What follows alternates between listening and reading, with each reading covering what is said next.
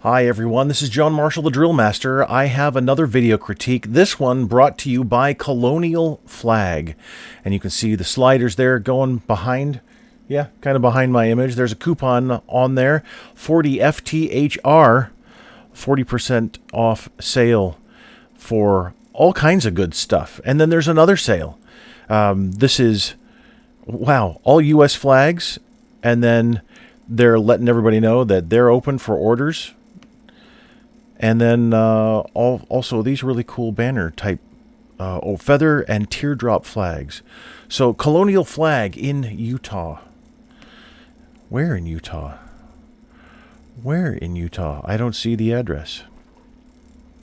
But anyway, they are, if you go to the website, link is below. They're really just a fantastic company. All right, and also brought to you by my DrillMaster's Color Guard Coach's Field Manual. All right, so this is JMHS. I don't know what JMHS is, but thank you for the request. Oh, there we go. James Madison High School regulation drill competition at Sierra High School. And look, it's a Coastie.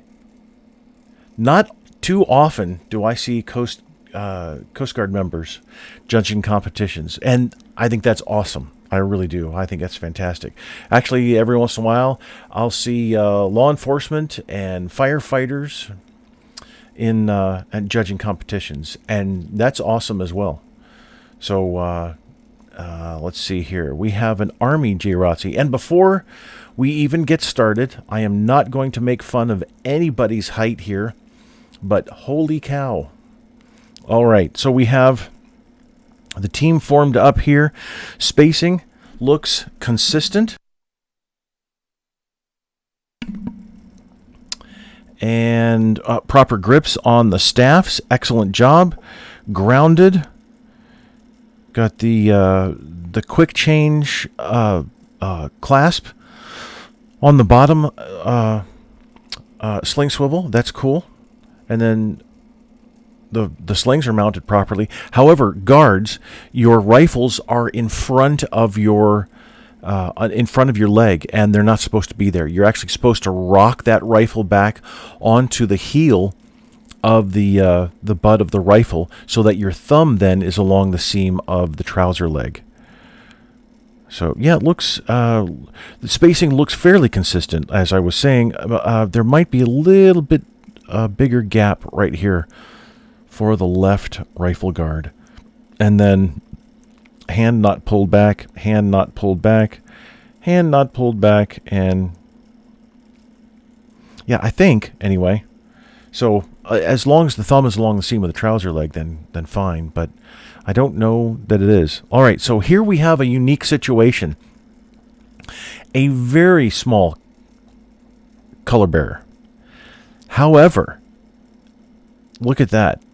And I know that I harp on Instagram all the time about harness crotch syndrome, flag harness crotch syndrome, something like that. I have a hashtag on there for several, and it does look really bad because of it's practically down to the knees sometimes. That's just utterly ridiculous. So, but in this case, everybody's wearing their belt properly, and I'm so glad. Now, for Marine Corps, Navy, Coast Guard, the females have to tuck the blouse in so that everybody looks the same. It's a requirement. Also, and for all the services, females can't wear skirts on the color guard. You can't wear heels. You have to look all the same. So and this is good. But I don't know about the Army. I'm not the uniform master, so I don't follow that all that well. Or all that closely, I should say. But here, I'd have to say that I would think that there's something in Army regs and even Air Force regs that says for uniforms, you got to look the same, and that would mean tucking in the blouse.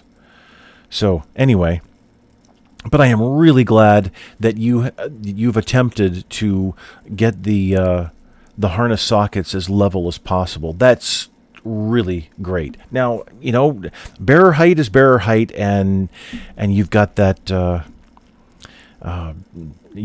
issue that you have to deal with. So, but I really appreciate that. That's an excellent job. So, guards, pull those rifles back, but everything else really looks to be very well done.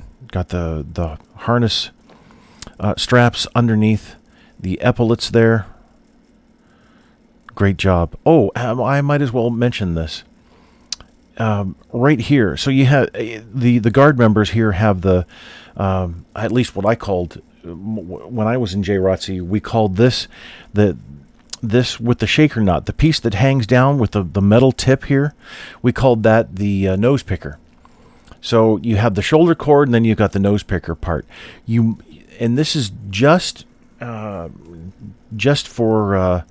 an FYI, I guess I'd say. So what you do is, for the shaker knot that's right there, go on the inside of the shirt and pin it with a diaper pin, and so that it'll stay right there. So the whole piece of cord won't flap back and forth. It'll just be that tiny piece. So wherever it lands, then go ahead and pin that down. You know, Air Force Honor Guard, we wear our cord on the outside of the shoulder because we don't have epaulets anymore unless you're an officer. And then officers have a specially adapted, it's called an aiguillette. Some people call it aiguillette, but aiguillette, it's a French word meaning needlefish. I don't know. Anyway, if you go on my Instagram account and look at Make Uniform Wear Great Again, under that hashtag, you'll see the inside of my blouse where it has baby pins all the way around at various points, pinning the whole cord down so that none of the cord moves. Well, here, since you have the cord up pinned at where it's supposed to be, I mean, this type of cord, this is an infantry style cord. The cord's supposed to be has that little loop, and it's supposed to be underneath the button there. So that really, the rest of the cord you don't have to pin, but you might want to pin the shaker nut to the inside of the shirt as it hangs straight down. So, all right, I've spent way too much time on that. Let's do this, and I will turn this up for me, but I will leave your volume where it is.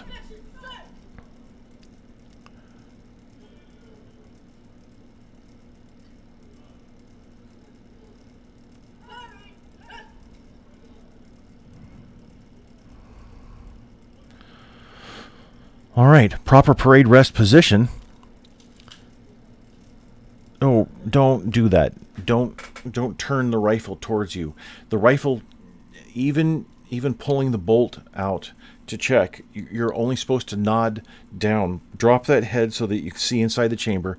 Obviously, you've got the chromed Drill Americas, so you're not going to have anything, but you need to do that whole chamber check before handing off the rifle. So when you do that, you just drop the head. You don't turn the rifle. And I'll skip through the inspection a little more here.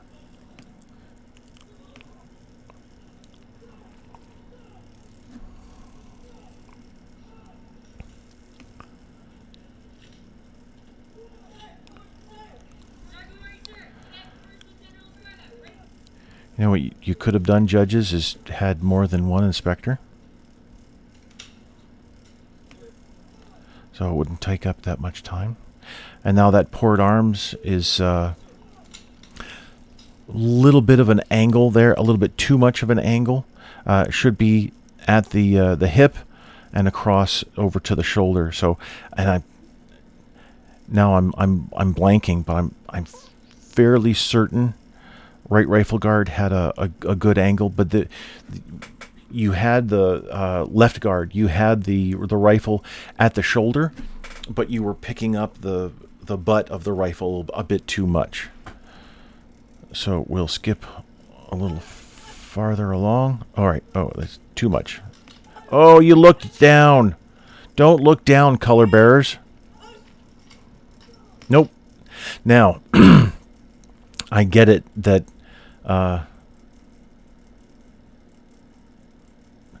interesting time to stop here. I'm looking at arms here. This is interesting. So I'll replay it another couple hundred times. Just kidding.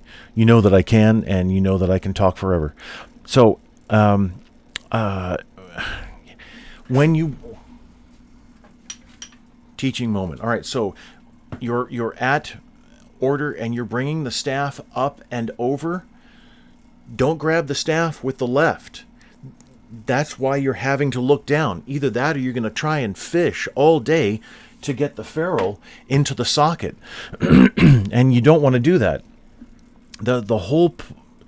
You're at the position of attention. The only thing that should be moving is your right arm and your left arm. Your left arm moves the left hand to the socket, and that's it, period. You don't grab the staff.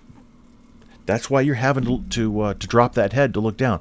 You look straight ahead. You bring the staff up. You place the left on the socket, and then you'll be able to slide the ferrule in very easily. Honestly, with the hand-to-hand coordination there, once you grab the socket, it's easy to drop it in. Once you practice it a little bit, no problem at all. All right, so we're gonna go back. I'm gonna watch that whole sequence again. Good command. No, guards. All right, so that's what I was looking at. So look at those elbows. And I'm not going to pull my... I've got another camera, finally, and I've got to wait for a hub to hook it up. So guards, as you're coming up, you're going to the port position. You drop that right down, but your elbow is right here. Boy, nah, I won't even... But your elbow is right up against your side because of bringing the rifle up to the port position. So keep the elbow there. You don't raise the elbow up here. I'll do this. All right, so this is a salute. Now, the Air Force did away with it many, many years ago. The Army did away with it, maybe in the 70s or so. But the Marine Corps, Navy, and Coast Guard still do this. This is a salute. When you're just an individual, you're standing around at right shoulder, and an officer approaches. This is how you salute. This is how you salute at left shoulder. All right. When you're at order, you also salute, and you bring that hand across at the rifle. That's a salute. Those are 3 salutes when you're armed, but they're individual salutes. You don't do them as a unit or in formation. So here, guards, you've got to keep the elbow tucked. None of the services raise the elbow, and it doesn't look sharp. So we're working from the training circular here, and that's not a technique in the training circular.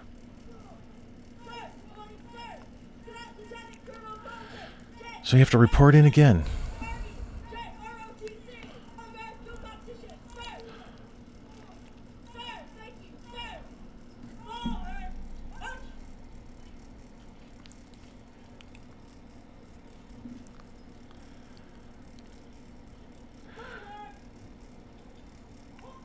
All right, you waited too long on that command. Also, and I'm seeing smaller steps, but I'm pretty sure that we don't want the shortest member at practically doing the splits all the time to get that 30-inch step. So you're staying aligned, which is really good. I appreciate that. So you're going to, and it's not color guard. The command is not color guard for the Army. The command is colors.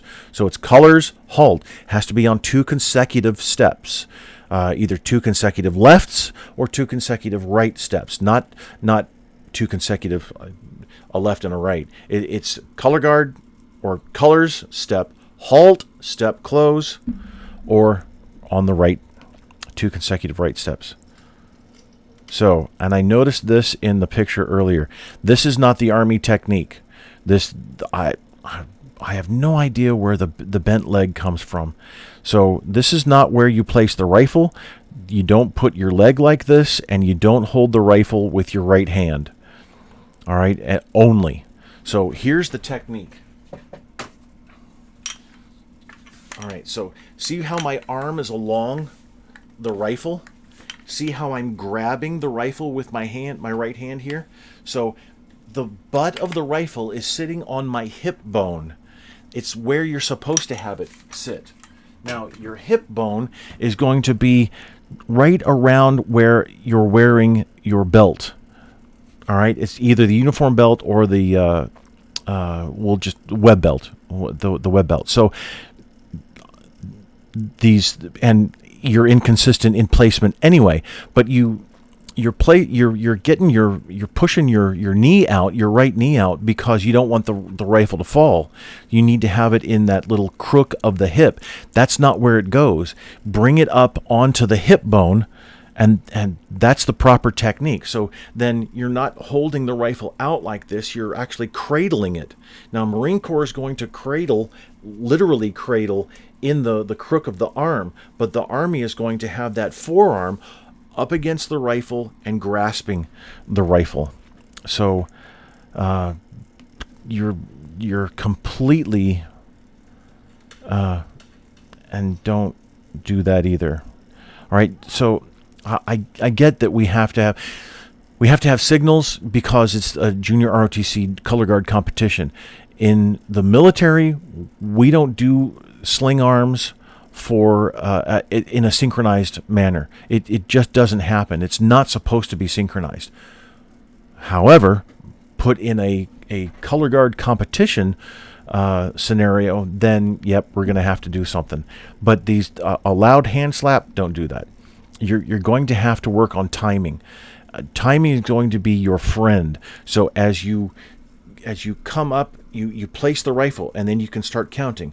1, 2, 3, 4, 5, 6, 7, 8, 9. You can go through that, all of that, and just work on that timing and get it perfect, so that one is well, and I've got my my sling mounted the opposite way that it should be for colors. So one would actually be, if my sling was on the outside here, one would be that I grab the sling. 1, 2 is the pop to pop the keeper, and then 3, 4, 5, 6. 6 is hold. Get into the camera here. Hold. Then 7, 8, 9, and then so forth. So you don't have to do the hand slap and slap, and those kinds of signals. That's not appropriate for color guard. I get why you're doing it, and I'm not trying to tell you that you're completely wrong. It's just that you're wrong. So, and I don't mean this as a personal dig at all. You've developed a system, and I appreciate that. I really do. You're doing a fine job, honestly. You really are. It's just you need to tweak it just a little bit more so that you don't have obvious signals. All right.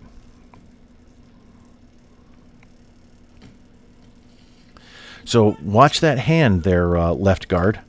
Watch that left hand. Watch that. See how your hand stayed in space, but your body moved. So your left hand has to come, has to stay at. Why are you waiting? Why are you waiting, color bearers? What are you doing here? All right. So your left hand needs to move with your thigh. Okay. Good. So I get why the hand came out, the left hand came up, because you have to follow the guide-on technique, the raised guide-on technique, and have your left hand over your head. I don't like the Air Force's guide-on technique. I don't like the Army's guide-on technique. I think it looks really just bad, honestly. I much more prefer the Marine Corps technique. It's just so simple, so nice. Anyway, but we have to, if you're Air Force, then you're coming out like this with the right hand over the head. If you're Army, then the left hand is over the head. And it just looks really strange. Anyway, so uncase colors.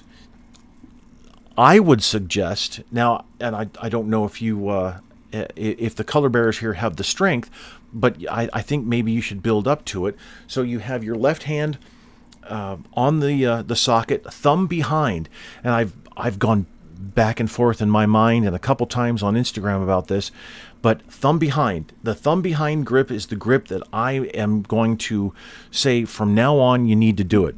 I know that the Army Training Circular shows that there's a thumb in front grip at carry, but then that's a drawing. As soon as you go to the drawing for present, all of a sudden the thumb is behind. So it magically moves without, it just magically moves through, apparently, through the staff while you do that, while you bring the staff forward, or if you're the American bearer, then I don't get it. So my unofficial advice is thumb behind grip, because the thumb in front grip is absolutely useless. It doesn't do anything, and you're just cupping the harness socket, which is silly. It doesn't do anything. So if you actually have your thumb behind, then you have the ability to hold on and stabilize the staff. Now, so you're bringing that. I would suggest bringing the staff out and your left hand up, and then you immediately bring the staff down. And what I would suggest is sliding the staff back so that you have more staff sticking out the back, so that you don't have the flag, you don't have a lot of staff in front of you, then the flag, the weight of the flag, and you're going up and down like this. All right, so let's see what happens. So why you wait, I don't know. But you also, you brought it down quickly and then a little. It should be consistent all the way down. So you come out and then come down completely. So guards, get that. All right. So guards, you need to synchronize all that movement of folding the cases. So, sorry. Lots of hand movement. But then colors, as soon as the cases were off, you should have started unrolling both of the flags. Now it looks like you have 3x5 flags. You should have 3x4 flags. You also should be carrying,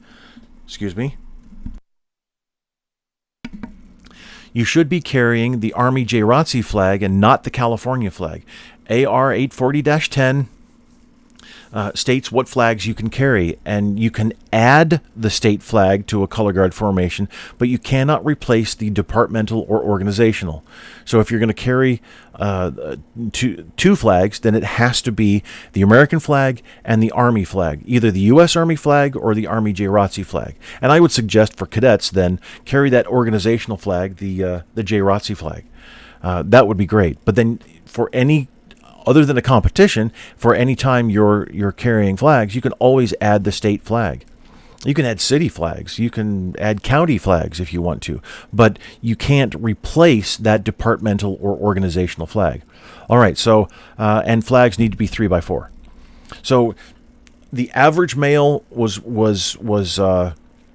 measured by the Army and the Marine Corps at World War II and probably before, but that's where we get the 30-inch step. That's where we get the 40-inch distance all around. That's where we get the close interval distance, because all arm length and step length and foot size and shoulder width and body depth, all of that was measured. The average male in the U.S. military at that time. And those measurements have then have remained as the average standards. So what we have then is the flag should be unfurled, so that I'm not going to do that. All right, so the flag should be unfurled while you have the staff should be under your armpit. All right, you shouldn't carry it any lower. It needs to be under the armpit and then the right elbow down. So as you're unfurling, the staff needs to be horizontal. All right. Then technically, if you're the average height male, then a 3x4 flag isn't going to touch the ground when the staff is horizontal. So then you stop it when the spade is flat, and then the fringe gather right there is then hanging straight down. That's the way you unfurl a flag. Now, what if you're shorter? That's when you start bringing the flag up, or the flag staff up slightly from horizontal. You've come up quite a bit, but then again, you need to, and that's okay. But the staffs both need to come up at the same angle the whole time. The flags should be unfurled completely at what is now this angle. You have plenty of clearance from the ground, not a problem. But you should be unfurling and then using your peripheral vision. And peripheral, if you're looking straight ahead, you should be able to... There. Okay. This is my peripheral vision there, right there. I can see my hand way over here, but I'm looking straight ahead. And then there's a big circle all the way around. You should be able to see the staff. Even though you're looking straight ahead, you should be able to see the staff ends where the ferrule is, and then that spade. So you unfurl when the spade is, you stop when the spade is flat and the flag is completely unfurled, and then you're going to bring that flag back in back to vertical at carry. So, no, not bad there. Now you're using your technique of putting both hands on the staff. So after you bring it to vertical, then take your left hand, bring it down, hold it, and then plant. Hold the socket, and then plant that in there. All right, so both of the flags should have finished at the same time. The American didn't. It was a little longer. So, and California bearer, which really you should be AJROTC bearer, you could have slowed down just a bit, so that both of you need to make sure that you're watching the ferrules and how long the flags are. You've got to pay attention to all of this the entire time to make sure that you're unfurling at the same... Do I have something? I do. I'll just use my book. All right. Unfurling at the same time and ending at the same time. All right. Now, let's move on to the guards. Guards. I've got my book here. Holding the case under your arm is not the technique that you're supposed to use. Training Circular has you holding like this, like a book. Let me get my microphone out of the way. All right, so that's how you're going to hold it. As you obviously have your arm extended. You're not going to hold it like this so that it is extended past your arm. You're going to bring it up so that you hold it just like a book, like this. All right, so that when you have the sling here, you're going to have your arm, the right arm holding the sling, but then you come across to render that salute. See how I can hold the book and have two fingers free at the same time. I'm going to wrap my fingers around the sling.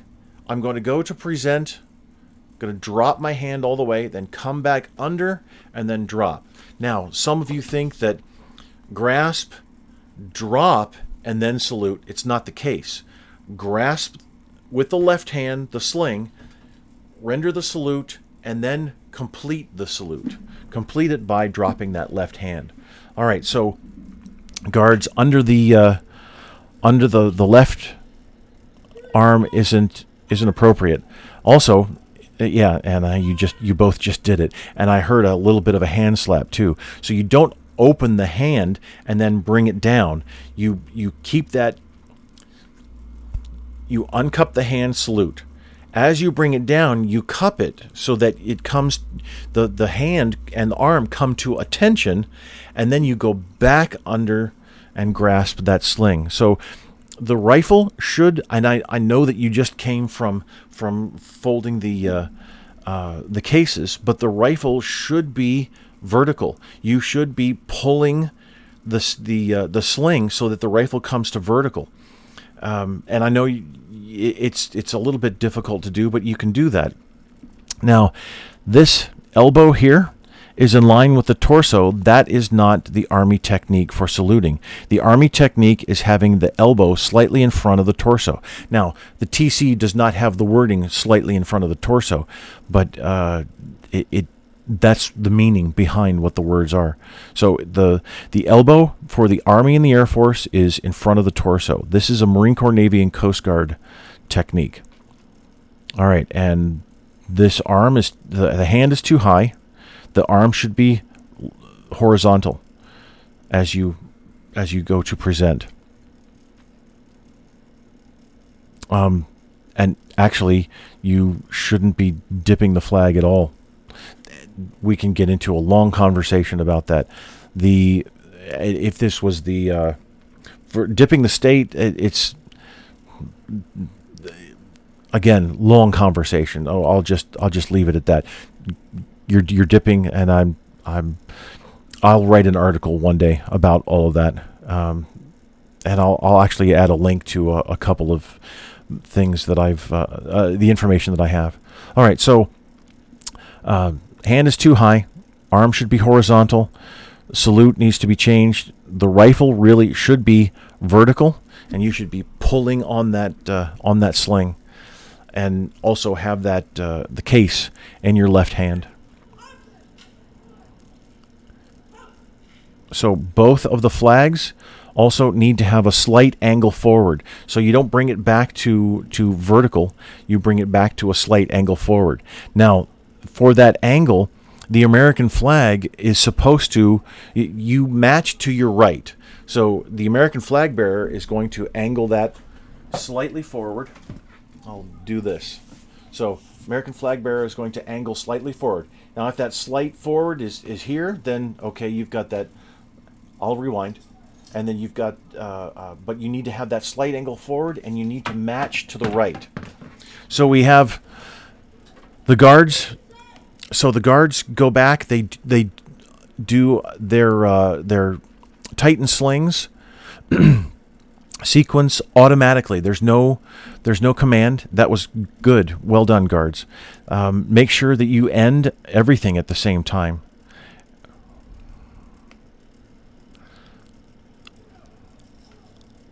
That's not how you take the rifles off.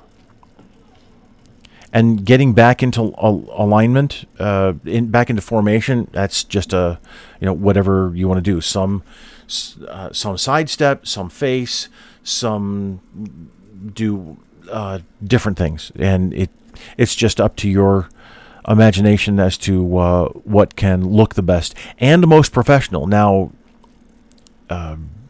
any exhibition type stuff, no, don't do that. But what you did was just fine there.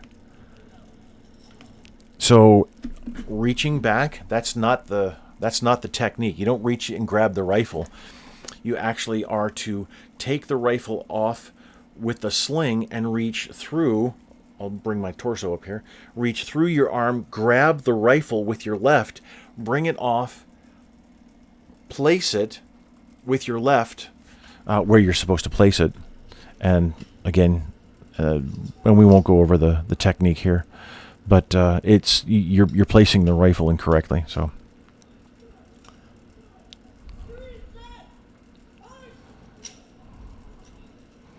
So when you go to present, guards, when you come to the port position, you need to have that rifle 4 inches away. It's an average man's fist, 4 inches away from your torso. You're bringing the rifle out way out there, and you're also keeping it way out there at present. So at port and present, the rifle needs to be that 4 inches, the average man's fist distance away from your chest.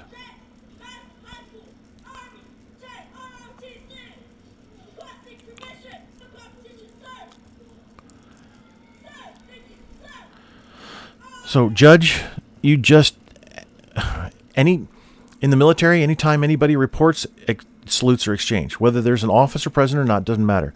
When you're reporting, salutes are exchanged. Judge, you should have returned that salute. That's what you're doing. The color guard is reporting to you, and shame on you for not returning that salute. Shame on you for not knowing how to do that. Don't drop the staffs. Don't drop the staffs.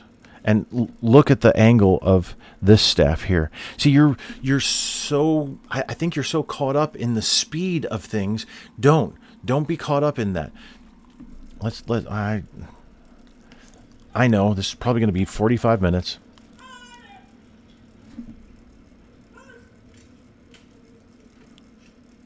Why did you bring the left? That's not the technique.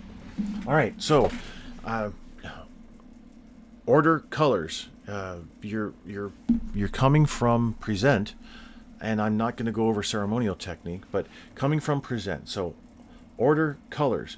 You bring the staff back, and then you. Why did you grab like this and come over? This is there is no guide on. There is an order guide on, but that's a position, not a technique. This is a technique for order colors, so you don't have to, especially bring the arm way out in front of you and slap the staff. That's not the technique. You just bring the staff out and then down, but you're not supposed to view this as a race. So staff should be vertical. I'm so glad you didn't push the staffs forward.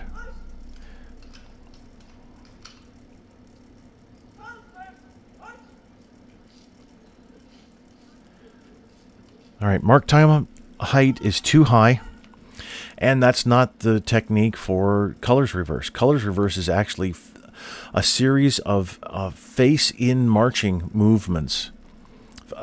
In the training circular, it's I say face in march, but it's face as in marching. So if you look at colors reverse, it'll say a face in as in marching, face as in marching.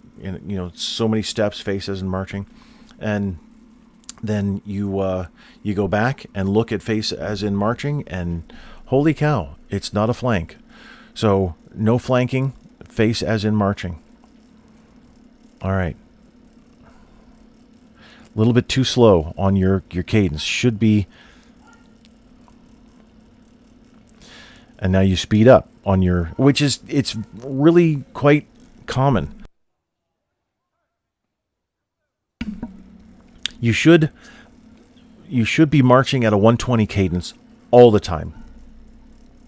Whether you're marching forward or executing a wheel, and well, that's a very small step.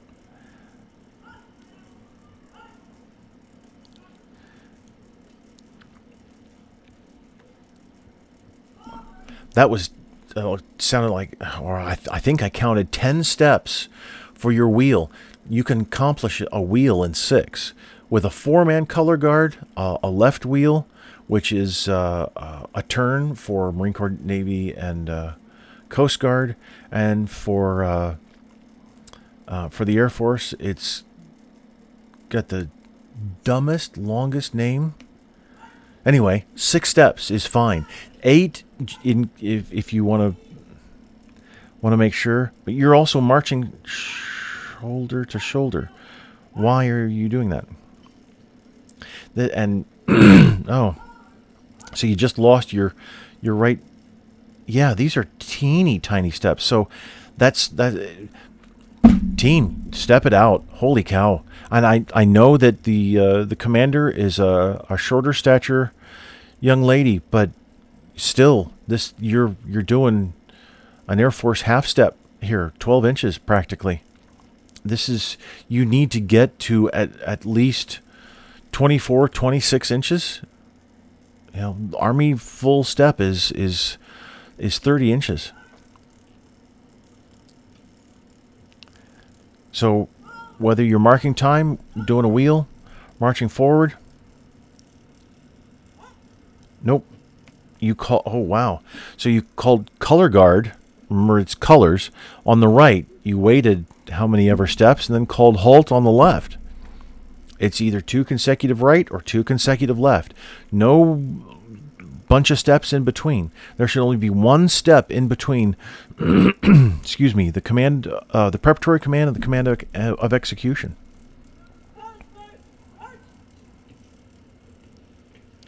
So, not only is everything a face in march and not a flank, but color guard commander, American flag, you have to move. You don't stay in place. You don't mark time in place the whole time. You actually have to, the flags change place. So the American flag has minimal movement, just 1 step over, and then you start that that turn, and you can do it in four counts.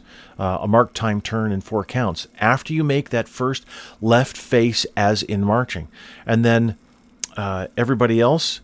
Unfortunately, left. Let's see, it's left guard. You're going to have to follow the California flag bearer here.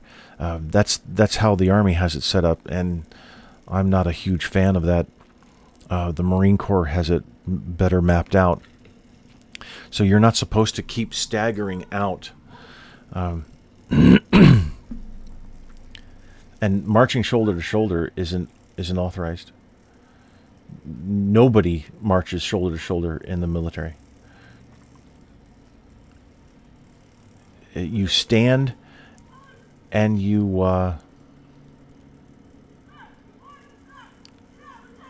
march at close interval. And technically, the cases are supposed to be tucked into the web belt, not the colors harness. Yeah, 41 minutes. I'm sorry. I just get talking.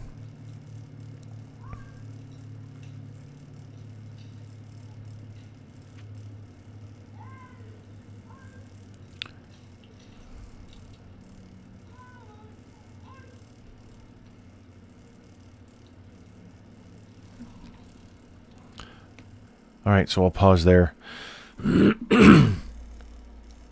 All in all, there was no disrespect to the flag. You have a system of movements, and if I didn't know any better, then I would have said, "Wow, great job!" If I'm just a parent out there or a supporter, then awesome job. And actually, I am a supporter. You did do a fine job. There are some techniques that you really need to redo, not just look at, but redo. I mean, completely redo. So sit down and start reading Trading Circular 3-21.5 and Army Regulation 840-10. They're your best friends right now. And get a metronome. Get a metronome app. Loud Metronome is great on your phone. Because if you hook it up to a Bluetooth speaker, it gets really loud, which is really nice.